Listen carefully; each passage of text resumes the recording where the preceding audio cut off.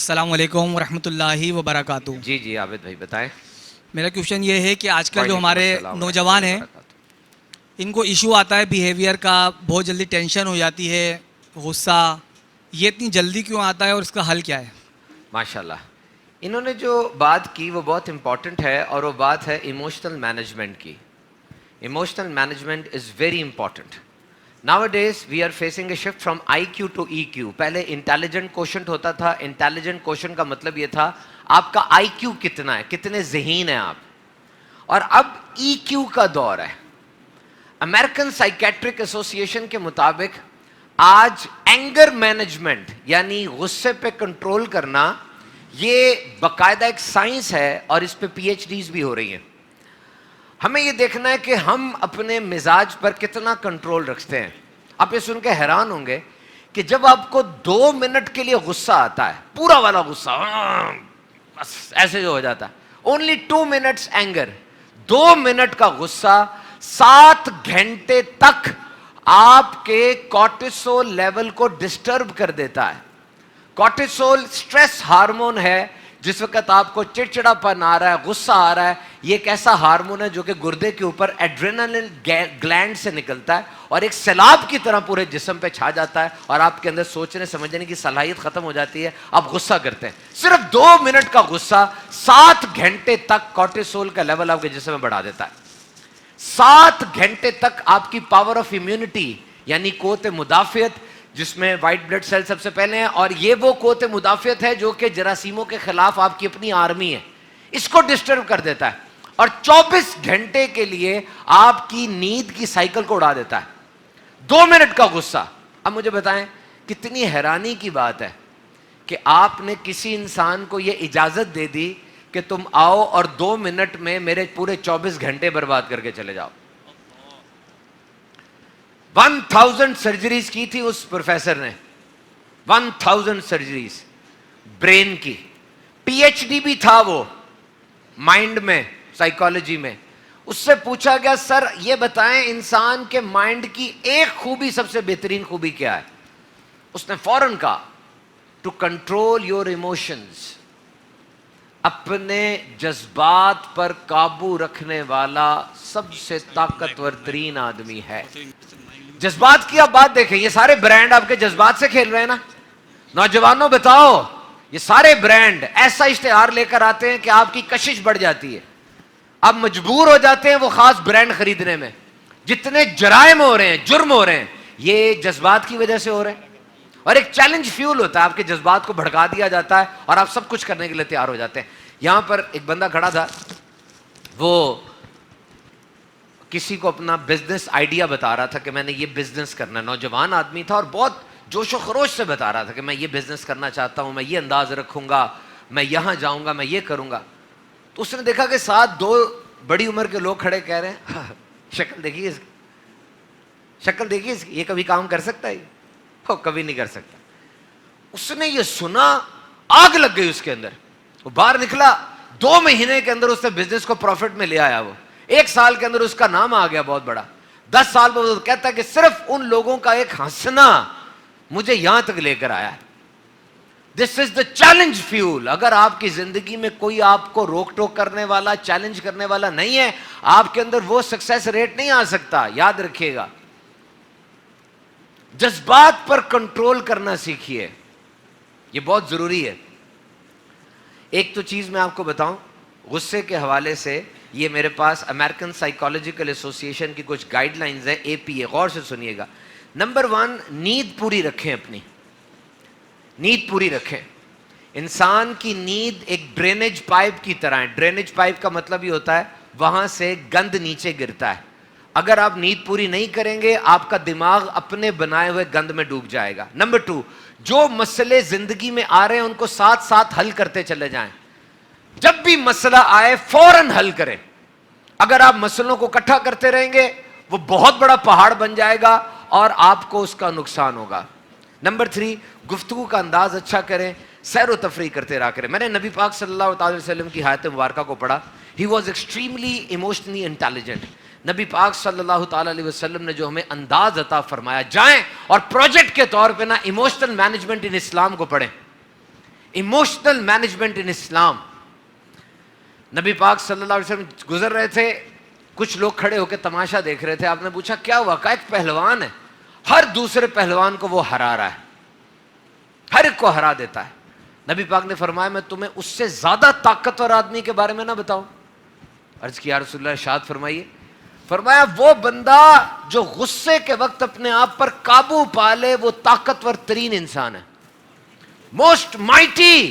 اب مجھے بتاؤ کوئی ریسلر بننا چاہتا ہے, پہلوان بننا چاہتا ہے, تو وہ کیا کرے گا؟ ایکسرسائز, ڈائٹ کنٹرول, دن رات کی کوشش محنت کے بعد بندہ ریسلر بنتا ہے, ویسے نہیں بنتا. تو وہ جو ریسلر سے زیادہ طاقتور ہے اس کو کتنی پریکٹس کرنی پڑے گی؟ تو ایموشنل مینجمنٹ, اس کے اوپر خاص طور پہ توجہ دیجیے گا. اچھا, اس میں کوشچن کو ختم کرتا ہوں. نبی پاک صلی اللہ تعالی علیہ وسلم کی ایک اور بات سے جو کہ ایموشنل مینجمنٹ کے بارے میں ملتی ہے, بڑی پیاری بات ہے. یعنی یہ میں نے اسٹڈی کی تو مجھے اندازہ ہوا, جب بھی کوئی منفی سوچ آئے نا, آپ اس کو فوراً مثبت سوچ سے بدل دیں. جب بھی کوئی نیگیٹو بات آئے فوراً ایک پازیٹو بات سوچیں اور اس کو ریپلیکیٹ کر دیں. کیونکہ آپ نے غور کیا ہوگا جب بھی آپ کے ذہن میں ایک منفی سوچ آتی ہے نا, وہ ایک منفی سوچ آتی ہے لیکن اچانک ماضی کی ساری منفی باتیں, ادھر ادھر کی منفی باتیں اکٹھی ہو جاتی ہیں. وہ ایک چھوٹی سی بات تھی لیکن ایک دم سے آپ کا منہ گرنا شروع ہو جاتا ہے, مایوسی چھانا شروع ہو جاتی ہے, اندھیرا اندھیرا ہو جاتا ہے, مسکراہٹ غائب ہوتی ہے, جھنجھلاہٹ آ جاتی ہے, غصہ چڑھنا شروع ہو جاتا ہے. ہوتا نا ایسے؟ فوراً بڑھنے نہ دیں, اس ایک منفی کو مثبت سے بدل دیں. نبی پاک صلی اللہ علیہ وسلم تشریف لائے, ایک بندہ بڑا پریشان تھا. he was excessively burdened by the debt, اس پہ قرضہ تھا شاید, وہ پریشان تھا. نبی پاک نے فوراً بیٹھ کر اس کو قرضے والی کوئی دعا سکھائی کہ یہ آپ دعا پڑھیں گے نا تو آپ کو فائدہ ہوگا. فوراً پازیٹیو کو انوالو کیا اندر تاکہ یہ چیز ریپلیکیٹ ہو جائے. پازیٹیو سے اس کو بدلیں, کیونکہ ہم جگالی کرنے بیٹھ جاتے ہیں.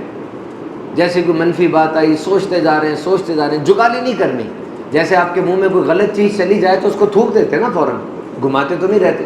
تو غلط سوچ بھی آ جائے تو اس کو فوراً تھوک دینا ہے اور اچھی چیز سوچنی ہے. یاد رکھیے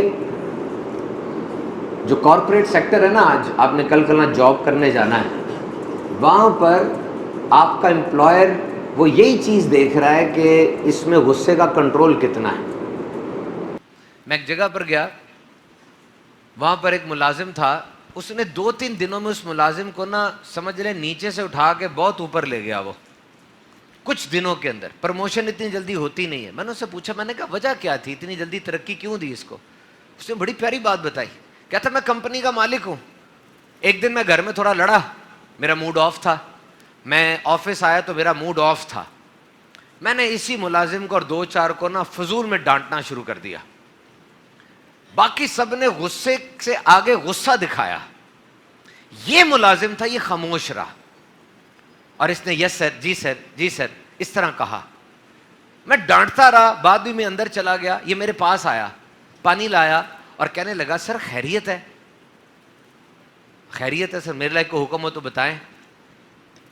آپ کی طبیعت ٹھیک ہے, گھر میں سب ٹھیک ہے سر, میں کچھ کر سکتا ہوں؟ تو میں نے پوچھا کیا بات ہے, تم کیوں پوچھ رہے ہو؟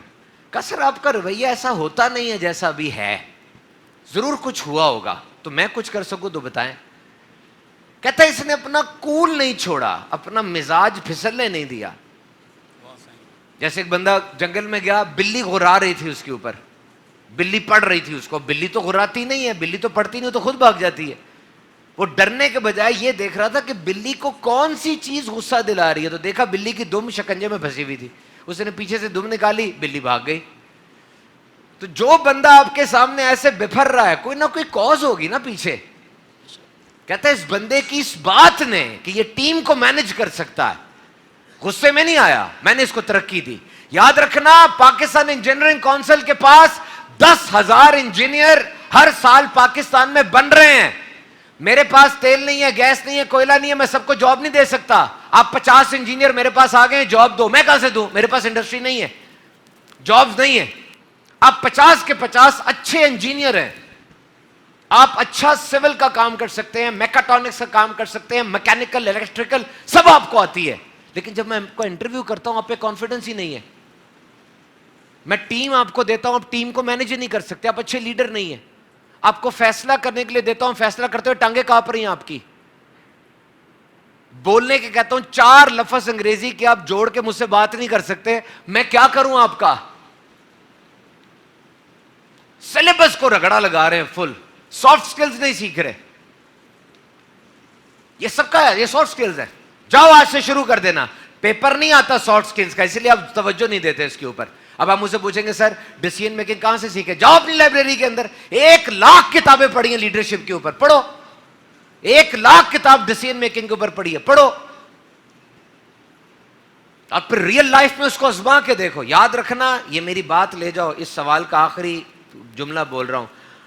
تم ماہر ترین ڈاکٹر ہو, بہترین انجینئر ہو, بہت اچھے فائنانس آفیسر ہو, ایک زبردست کارپوریٹ مینیجر ہو, ٹیچر ہو, اگر یہ سافٹ سکلز تمہیں نہیں آتی, تمہاری پرواز ایک حد تک رہے گی, اوپر نہیں جا سکتی. دنیا تڑپ رہی ہے ان کے لیے, خود سے سیکھنا شروع کر دو.